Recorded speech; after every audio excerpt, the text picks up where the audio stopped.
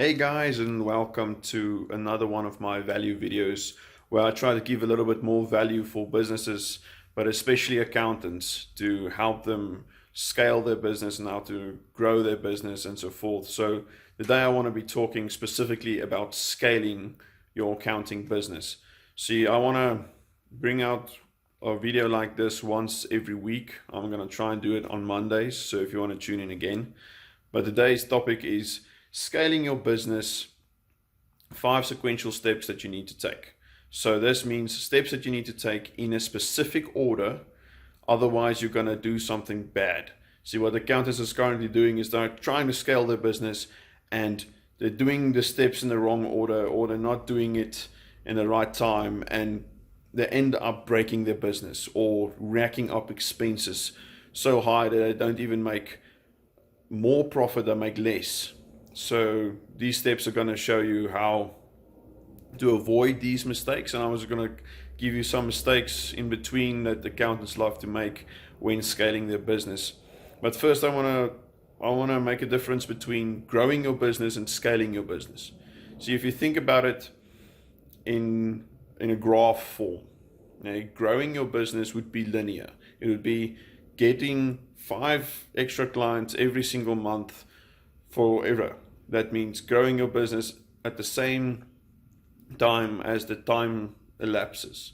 So that means never going up or down, just growing your business at a steady pace. But that's not what I want to be teaching, or you guys want to be doing. You want to be scaling your business, and this is an exponential graph. So it means like you're going up instead of just linear. So this is be getting 5 clients, and then getting 10 clients, then getting 20 clients, then getting 30 clients. So scaling your business is an exponential curve.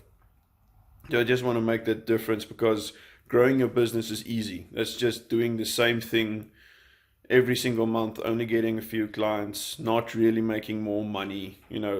It's basically like inflation. It just goes steadily up. So today I want to go through the 5 steps that it's basic steps, but it needs to be followed in order to scale your business.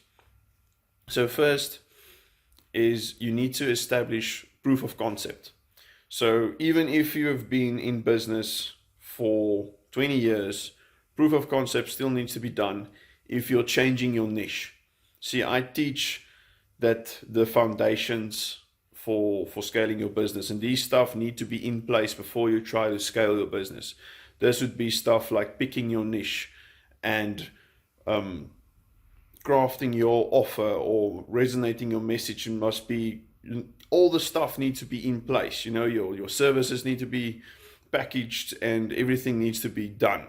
All your foundations must be laid before you try to scale your business. But once all those stuff are in place, then you need to get a proof of concept. Now, proof of concept is getting 3 to 10 to 15 clients.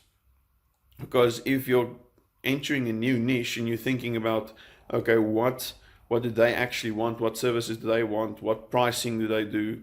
So you need to find those stuff out, and you can't just do research. You need to actually go and get clients. So if you get those clients, then you'll actually have proof of concept. So I usually think that 3 to 5 clients is normally enough for proof of concept, but people like to go to 10, 15 clients before they really feel that they have a strong proof of concept. To be honest, the more clients you can get with your current offer in your new niche, the better proof of concept you have. So this needs to be done first. You can't start scaling before you know that your services work, that your prospects actually want your offer, and that you can actually get clients. So that would be the first step. Even if you've been in business for 20 years, if you're picking a new niche or going into a new market, it's like starting an entire new business. So you need to get proof of concept first. That will be your first step. The second step will be increasing your fees. So now that you know that the people want your offer works, your service delivery is fine, you can get clients, you need to increase your fees. You need to increase your rates, because you don't want to get 20, 30, 40 clients on a low basis. That only makes your job of delivering service that much harder and for that much less. So once you actually know that what you're offering has real value to them, increase your fees. But you need to increase your fees to the point that the people are like, okay, yes, this is ridiculous, don't do it. So don't go over the top with your fees or your rates, but you need to increase your rates to actually scale, because otherwise you're going to get so many clients and you need to do so much work, you need to hire so many people that you're not actually going to scale, you're only going to grow. So this is the second thing. If you have proof of concept, then you want to increase your rates. You don't want to be offering 1,000 Rand per month or 2,000 Rand per month for a client that you need to spend so much time on.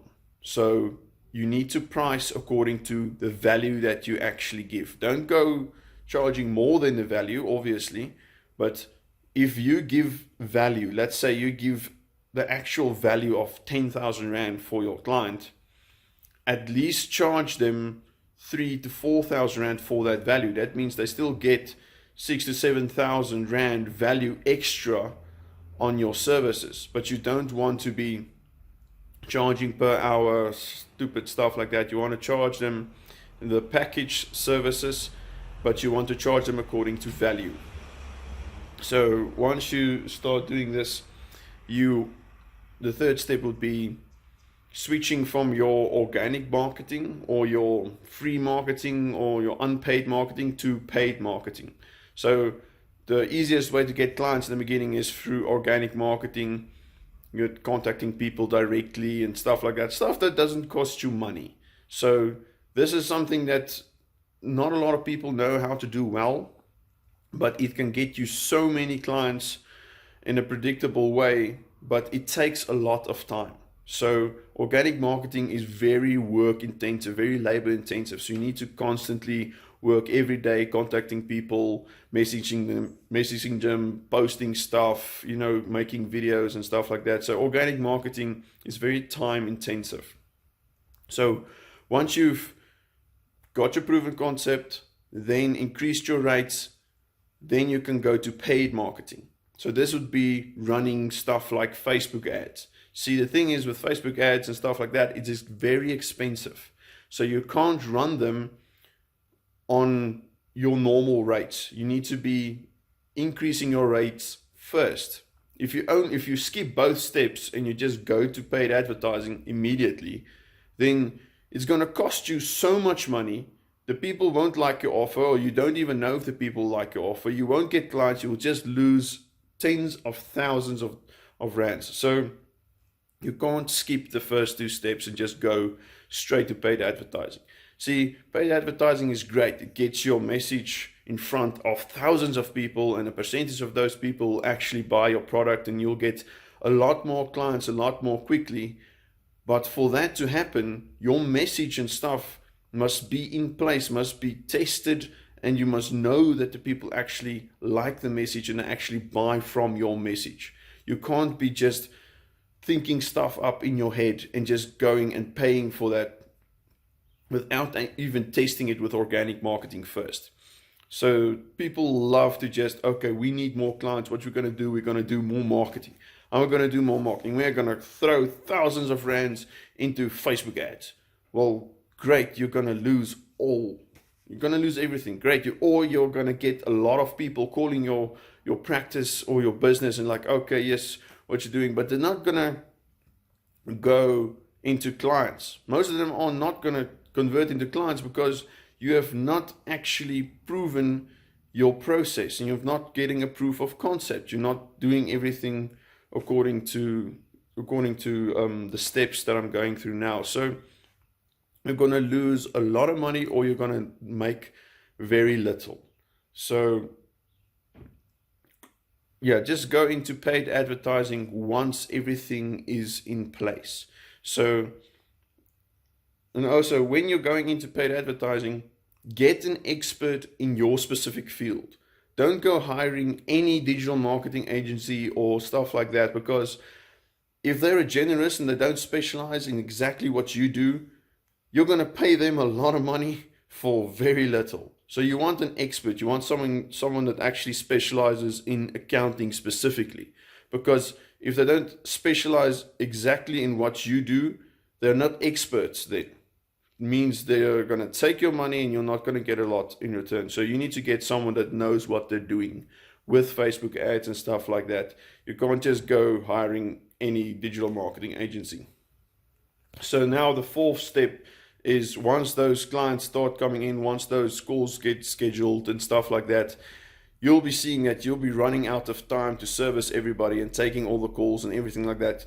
Your time is just going to go away.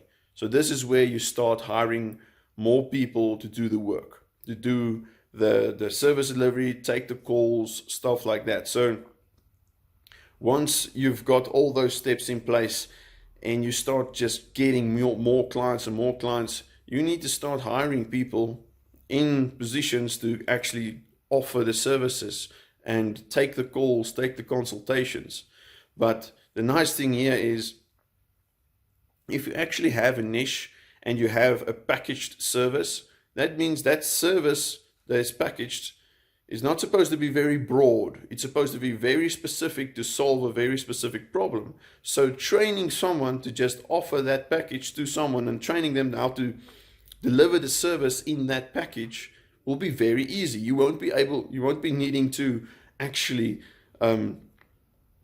train them in everything, in knowing how to go through the guy's business and doing everything for him. No, you're just training in that specific service package, how to deliver that, and it'll be very, very easy. Or you just train people how to do consultations and you make them very good at that. So you only train them in specific things that makes your training for your staff a lot easier.